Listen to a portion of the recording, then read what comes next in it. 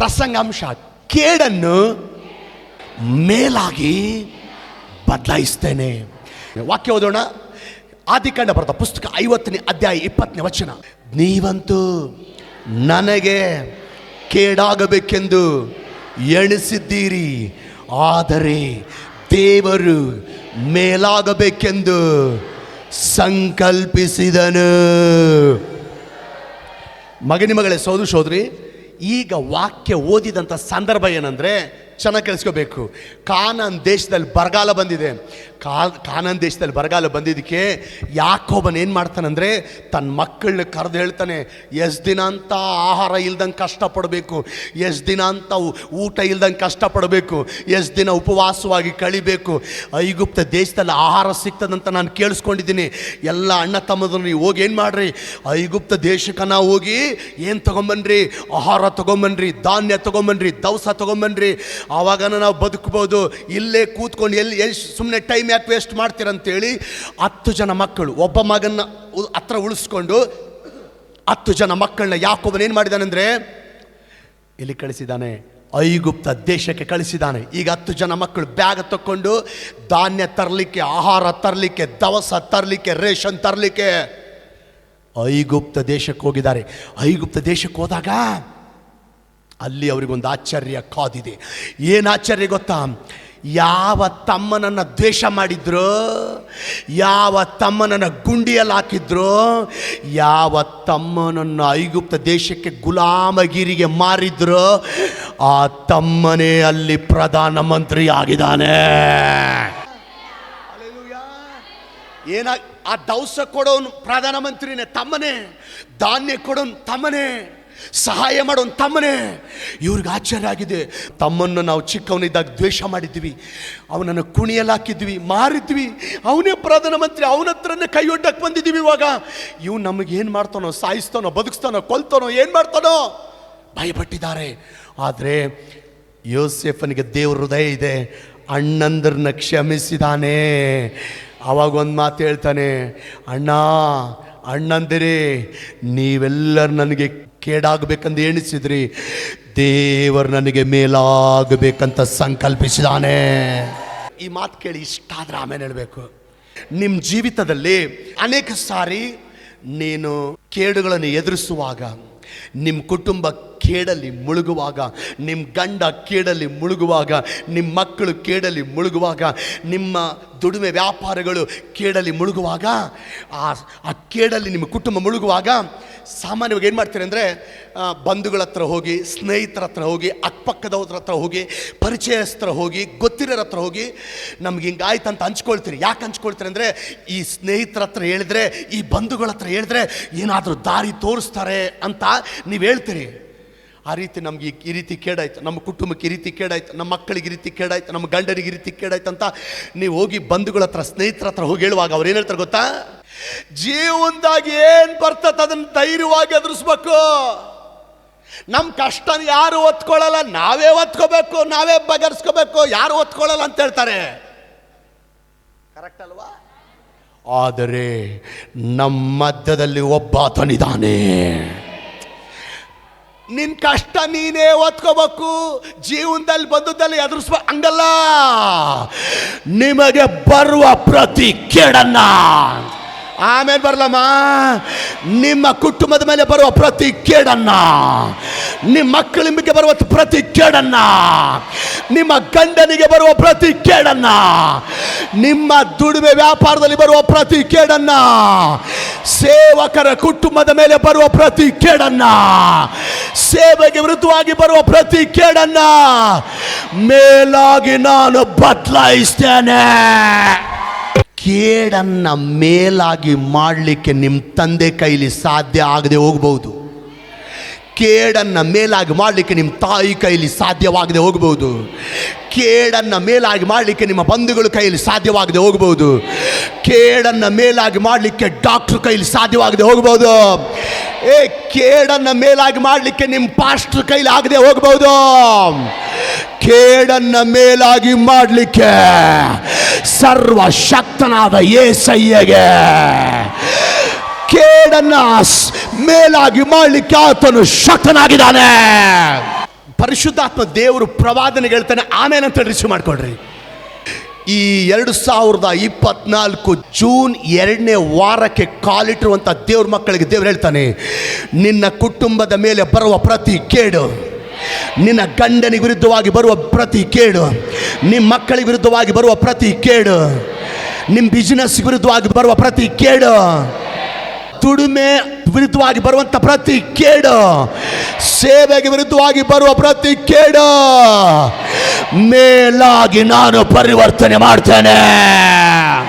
ಪಕ್ಕದ ಡಾಕ ಭಯಪಡದ್ದು, ಚಿಂತ చేయదు, ಕೇಡನ್ನು ಮೇಲಾಗಿ ಬದಲಾಯಿಸ್ತಾನೆ. ನೀನು ಹೇಳಿದ ಕೂಡ ಹಾಗೆ ಪವರ್ ಬರಬೇಕು ಅವ್ರಿಗೆ. ಮಗನಿ ಮಗಳೇ, ಸಹೋದರಿ, ಇಲ್ಲಿ ಕೂತವರಲ್ಲಿ ಕೆಲವರು ಸ್ವಂತ ಗಂಡನಿಂದಲೇ ಕೆಡುಕುಗಳನ್ನು ಅನುಭವಿಸ್ತಾ ಇದ್ದೀರಿ. ಇಲ್ಲಿ ಕೂತವರಲ್ಲಿ ಕೆಲವರು ಸ್ವಂತ ಹೆಂಡತಿಯಿಂದಲೇ ಕೆಡುಕನ್ನು ಅನುಭವಿಸ್ತಾ ಇದ್ದೀರಿ.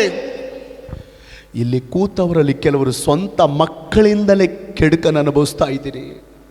ಇಲ್ಲಿ ಕೂತವರಲ್ಲಿ ಕೆಲವರು ಸ್ವಂತ ತಂದೆ ತಾಯಿಗಳಿಂದಲೇ ಕೆಡುಕನ್ನು ಅನುಭವಿಸ್ತಾ ಇದ್ದೀರಿ. ಇಲ್ಲಿ ಕೂತವರಲ್ಲಿ ಕೆಲವರು ನಂಬಿದವರಿಂದನೇ ಕೆಡುಕನ್ನು ಅನುಭವಿಸ್ತಾ ಇದ್ದೀರಿ. ಇಲ್ಲಿ ಕೂತವರಲ್ಲಿ ಕೆಲವರು ಶತ್ರುಗಳಿಂದ ಕೆಡುಕನ್ನು ಅನುಭವಿಸ್ತಾ ಇದ್ದೀರಿ. ಇಲ್ಲಿ ಕೂತವರಲ್ಲಿ ಕೆಲವರು ಮೇಲಧಿಕಾರಿಗಳಿಂದ ಕೆಡುಕನ್ನು ಅನುಭವಿಸ್ತಾ ಇದ್ದೀರಿ. ಪರಿಶುದ್ಧಾತ್ಮ ದೇವರು ಹೇಳ್ತಾನೆ, ಯಾವ ದೇವರಾದರೋ ಯೋಸೇಫನ ಜೀವಿತದಲ್ಲಿ ಕೇಡನ್ನು ಮೇಲಾಗಿ ಮಾಡಿದನೋ ಅದೇ ದೇವರು ಯಾರಿಂದ ನೀನು ಕೇಡನ್ನು ಅನುಭವಿಸ್ತಾ ಇದೆಯೋ ಕೇಡನ್ನು ಮೇಲಾಗಿ ದೇವರು ಬದಲಾಯಿಸ್ತಾರೆ. ಯೋಸೇಫನ ಅಣ್ಣಂದಿರು ಯೋಸೇಫನಿಗೆ ಕೇಡು ಉಂಟು ಮಾಡಿದರು. ಎಲ್ಲರಿಗೂ ಗೊತ್ತಿದೆ. ಅವ್ರಿಗೆ ఒళ్ళేదాయితా వారికి మంచిది జరిగిందా? ఏం జరిగింది? ఏనాಯ್ತು? ಬರಗಾಲ ಬಂತು, ಬೇಡ ಸ್ಥಿತಿ ಬಂತು, ಕೈ ಅಡ್ಡ ಸ್ಥಿತಿ ಬಂತು. ಯಾಕೆ?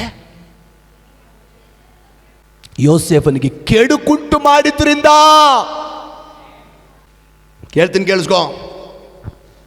ಇನ್ನೊಂದು ಕುಟುಂಬಕ್ಕೆ ಕೆಡುಕುಂಟು ಮಾಡಿ ನೋವು ಪಡಿಸುವವರಿಗೆ, ಇನ್ನೊಬ್ಬ ವ್ಯಕ್ತಿಗೆ ಕೆಡುಕುಂಟು ಮಾಡಿ ನೋವು ಪಡಿಸುವವರಿಗೆ, ಇನ್ನೊಬ್ಬ ಸ್ತ್ರೀಗೆ ಕೆಡುಕುಂಟು ಮಾಡಿ ನೋವು ಪಡಿಸುವವರಿಗೆ, ಸ್ವಂತ ಹೆಂಡತಿಗೆ ಕೆಡುಕುಂಟು ಮಾಡಿ ನೋವು ಪಡಿಸೋರಿಗೆ, ಸ್ವಂತ ಗಂಡನಿಗೆ ಕೆಡುಕುಂಟು ಮಾಡಿ ನೋವು ಪಡಿಸೋರಿಗೆ, ಸ್ವಂತ ತಂದೆ ತಾಯಿಗಳಿಗೆ ಕೆಡುಕುಂಟು ಮಾಡಿ ನೋವು ಪಡಿಸೋರಿಗೆ, ಸ್ವಂತ ಮಕ್ಕಳಿಗೆ ಕೆಡುಕುಂಟು ಮಾಡಿ ನೋವು ಪಡಿಸೋರಿಗೆ,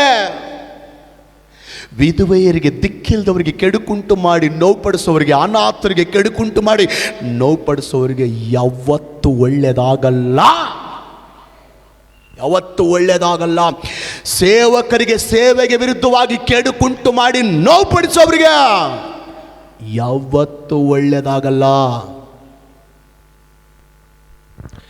ನಿಮ್ಮಿಂದ ಕೆಲವು ಕುಟುಂಬಗಳು ಅನುಭವಿಸಿದಂಥ ನೋವು, ನಿಮ್ಮಿಂದ ಕೆಲವು ಕುಟುಂಬಗಳು ಅನುಭವಿಸಿದಂಥ ನೋವು, ನಿಮ್ಮಿಂದ ನಿಮ್ಮ ಗಂಡ ಅನುಭವಿಸಿದಂಥ ವೇದನೆ, ನಿಮ್ಮಿಂದ ನಿಮ್ಮ ಹೆಂಡತಿ ಅನುಭವಿಸಿದಂಥ ನರಕ ಯಾತನೆ,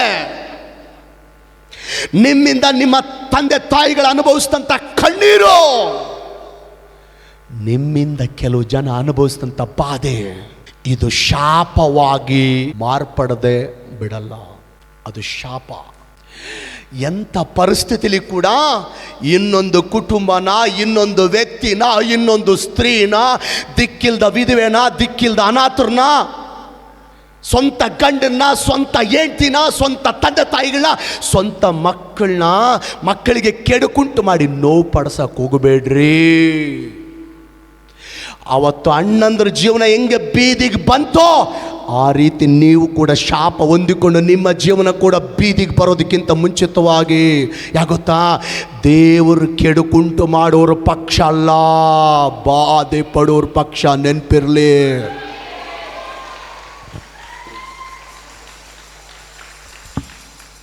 ಇವತ್ತೇ ನಿಲ್ಲಿಸ್ಬಿಡ್ರಿ ಕೆಡುಕುಂಟು ಮಾಡೋದು. ನೀನು ಹಿಂಗೆ ಕೆಡುಕು ಇನ್ನೊಬ್ರಿಗೆ ಕೆಡುಕು ಮಾಡೋದು, ಕೆಡುಕು ಮಾಡ್ತಾ ಇದ್ರೆ ನೀನು ನಾಳೆ ಪರಲೋಕದಲ್ಲೆಲ್ಲ ಕಾಣಿಸೋದು ಪಾತಾಳದಲ್ಲಿ. ಒಂದು ಸಾರಿ ಒಬ್ಬ ವ್ಯಕ್ತಿ ಒಂದು ದೊಡ್ಡ ಕಂಪನಿಯಲ್ಲಿ ಕೆಲಸ ಮಾಡ್ತಾ ಇದ್ದಾನೆ. ಒಂದು ದೊಡ್ಡ ಕಂಪನಿಯಲ್ಲಿ ಕೆಲಸ ಮಾಡ್ತಾ ಇದ್ದಾನೆ. ಎಷ್ಟೋ ವರ್ಷಗಳಿಂದ ಆ ಕಂಪನಿಯಲ್ಲಿ ಕೆಲಸ ಮಾಡ್ತಾ ಇದ್ದಾನೆ. ಎಷ್ಟೋ ವರ್ಷಗಳಿಂದ ಪ್ರಾಮಾಣಿಕವಾಗಿ ಕೆಲಸ ಮಾಡ್ತಾ ಇದ್ದಾನೆ. ಹಾನೆಸ್ಟಾಗಿ ಕೆಲಸ ಮಾಡ್ತಾ ಇದ್ದಾನೆ. ಆನೆಸ್ಟಾಗಿ ಕಷ್ಟಪಟ್ಟು ಕೆಲಸ ಮಾಡ್ತಾ ಇದ್ದಾನೆ. ಮಾಡುವಾಗ ಆತನು ಇಷ್ಟರಲ್ಲೇ ಆ ಕೆಲಸದಿಂದ ಆತನು ಪ್ರಮೋಷನ್ ತಗೋಬೇಕು, ಇಷ್ಟರಾಗ ತಗೋಬೇಕು. ಅಂದರೆ ಆ ಕೆಲಸದಿಂದ ಇನ್ನೂ ಉನ್ನತ ಹುದ್ದೆಗೆ ಹೋಗಬೇಕು. ಅವನಿಗೆ ಗೊತ್ತದು ಇಷ್ಟರಲ್ಲಿ ನಾನು ಮೇಲೆ ಹೋಗ್ತೀನಂತ. ಆದರೆ ಕಂಪ್ನಿಯವ್ರು ಏನು ಮಾಡ್ಯಾರ ಕೇಳ್ರಿ, ಕಂಪ್ನಿಯವ್ರು ಏನು ಮಾಡ್ಯಾರ ಗೊತ್ತಾ? ಈತನ ಕೆಳಗಡೆ ಕೆಲಸ ಮಾಡುವಂಥ ವ್ಯಕ್ತಿನ ಉನ್ನತ ಹುದ್ದೆಗೇರಿಸಿ ಈತನನ್ನು ಅದೇ ಸ್ಥಾನದಲ್ಲಿಟ್ಟಾರ. ಈತಕ್ಕೆ ಭಾಳ ನೋವಾಗಿತ್ತು. ನನ್ನ ಕೈ ಕೆಳಗೆ ಕೆಲಸ ಮಾಡುವಂಥ ವ್ಯಕ್ತಿ ನನಗಿಂತ ಉನ್ನತ ಹುದ್ದೆ ಕೊಟ್ಟಾರ. ನಾನು ಅವನಿಗಿಂತ ಸೀನಿಯರು, ನಾನು ಅವನಿಗಿಂತ ಅಳಬ, ನಾನು ಅವನಿಗಿಂತ ಹೆಚ್ಚು ಸರ್ವಿಸ್ ಮಾಡಿದ್ದೀನಿ. ಆದರೆ ಕಂಪ್ನಿ ಎಷ್ಟು ಮೋಸ ಮಾಡ್ತೆ ನನಗೆ. ನನ್ನ ಮೇಲಿರುವಂಥ ಮ್ಯಾನೇಜರ್ ಎಷ್ಟು ಮೋಸ ಮಾಡಿದೆ ನನಗೆ. ನನ್ನ ಮೇಲಿರುವಂಥ ಅಧಿಕಾರಿ ಎಷ್ಟು ಅನ್ಯಾಯ ಮಾಡಿದೆ ನನಗೆ. ಭಾಳ ನೋವಾಗಿ ನೋವಿನಿಂದ ಮನೆಗೆ ಬಂದಾನ. ಒಂದು ಭಾನುವಾರ ಆರಾಧನೆಗೆ ಹೋಗಿ ಒಬ್ಬ ಸೇವಕರನ್ನು ಮೀಟ್ ಆಗಿದ್ದಾನೆ. ಸೇವಕರನ್ನು ಮೀಟ್ ಆದಾಗ, ಸಾರ್ ಈ ರೀತಿ ನನಗೆ ಅನ್ಯಾಯ ಆಗಿದೆ ಸಾರ್, ಈ ರೀತಿ ನನಗೆ ಕೇಡು ಜರುಗಿದೆ ಸಾರ್, ನನಗೆ ನಷ್ಟ ಜರುಗಿದೆ ಸಾರ್ ಅಂತೇಳಿ ಆ ಸೇವಕರ ಹತ್ರ ಹಂಚ್ಕೊಂಡನ. ಆ ಸೇವಕರು ರೋಮ 8:23 ಒಂದು ವಾಕ್ಯ ತೋರಿಸಿ ಹೇಳ್ಯಾರ. ಏನಂತ ಇದು ಗೊತ್ತಾ? ರೋಮ 8:23 ನಾನು ಹೇಳ್ದಂಗೆ ಹೇಳ್ರಿ, ಆತನನ್ನು ಪ್ರೀತಿಸುವವರ ಹಿತಕ್ಕಾಗಿ ಎಲ್ಲ ಕಾರ್ಯಗಳು ಅನುಕೂಲವಾಗುತ್ತದೆ. ಅಂದರೆ ಕೇಡು ಕೂಡ ಮೇಲಾಗಿ ಬದಲಾಗ್ತದೆ. ಈ ವಾಕ್ಯ ಹೇಳಿ ಪಾಸ್ಟರು ಧೈರ್ಯವಾಗಿರಪ್ಪ, ನೀನು ಆ ಕಷ್ಟದಲ್ಲೇ ಆ ಕೇಡಿನಲ್ಲೇ ಈ ರೀತಿ ಮೋಸ ನಗೆತಲ್ಲ, ಇದರಲ್ಲೇ ನೀನು ದೇವ್ರನ್ನ ಆರಾಧನೆ ಮಾಡು, ದೇವ್ರನ್ನ ಸ್ತುತಿ ಮಾಡು ಅಂತೇಳಿ ಕಳಿಸಿದರು. ಪ್ರೇಯರ್ ಮಾಡಿ ಹೋಗಿ ಕೆಲವು ತಿಂಗಳಾದ ಮೇಲೆ ಮತ್ತೆ ವಾಪಸ್ ಬಂದ. ಆ ಸೇವಕರ ಹತ್ರ ಸಂತೋಷವಾಗಿ ಬಂದು ಹೇಳ್ತಾನೆ, ಸಾರ್ ನಿಜವಾಗಿ ನೀವು ಹೇಳಿದ್ದು 100% ಸತ್ಯ ಸಾರ್. ಅವತ್ತು ನಮ್ಮ ಕಂಪನಿ ನನಗೆ ಮೋಸ ಮಾಡಿದೆ ಅಂದ್ಕೊಂಡೆ ಸಾರ್. ಅವತ್ತು ಆ ಕಂಪನಿ ನನ್ನ ಮೇಲಿರೋ ಅಧಿಕಾರಿಗಳು ನನಗೆ ಅನ್ಯಾಯ ಮಾಡ್ಯಾರ ಅಂದ್ಕೊಂಡೆ ಸಾರ್. ಅವತ್ತು ಅವರು ಅನ್ಯಾಯನೇ ಮಾಡಿದ್ದಾರೆ ಸರ್. ಆದರೆ ಸಾರ್ ಈಗ ನನ್ನ ಆ ಕಂಪ್ನಿಯವರು ನನ್ನನ್ನು ಚೆನ್ನೈಗೆ, ಇನ್ನೊಂದು ಬ್ರಾಂಚ್ ಇದೆ, ದೊಡ್ಡ ಬ್ರಾಂಚ್, ಅಲ್ಲಿಗೆ ಟ್ರಾನ್ಸ್ಫರ್ ಮಾಡಿದ್ದಾರೆ.